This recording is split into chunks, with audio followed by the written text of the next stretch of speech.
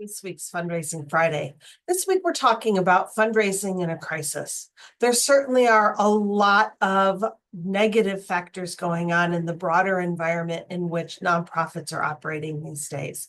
Whether we're talking about threats of canceling federal funding, whether we're talking about changes in how we operate our programs, or just fears of economic recession and the stock market, there's a whole lot going on that leads a lot of people to say, hey, should I be asking for money in this environment?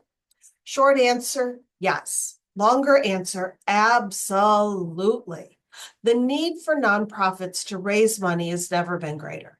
And the need for nonprofits to raise money from individuals, likewise, has only continued to increase as funding from federal sources and even state sources gets more uncertain, and as competition for dollars from corporations and foundations increases in an environment where the need is also increasing.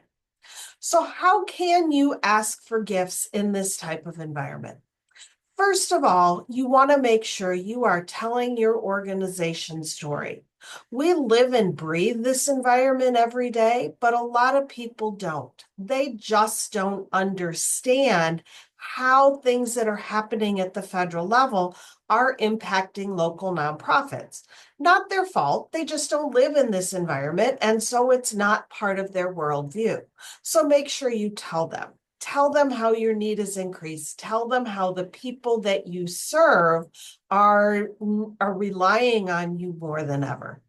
And also tell them how the cuts or the threats of cuts or the uncertainty of cuts is making it harder for you to serve the people that you serve.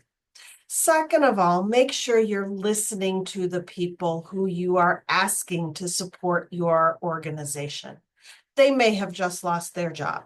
They may be having their own economic uncertainty and may or may not be able to support you right now. That's fine. Just make sure you're continuing that relationship and that you are building that level of trust so that when they're able, they'll think of you and they will come and help you. Third, continue to ask. Continue to reach out to your constituents who perhaps aren't being hurt and may actually be benefiting from what's going on in the broader environment. People with healthy portfolios and who are invested in the stock market are pretty much doing okay. So make sure that you are keeping them engaged.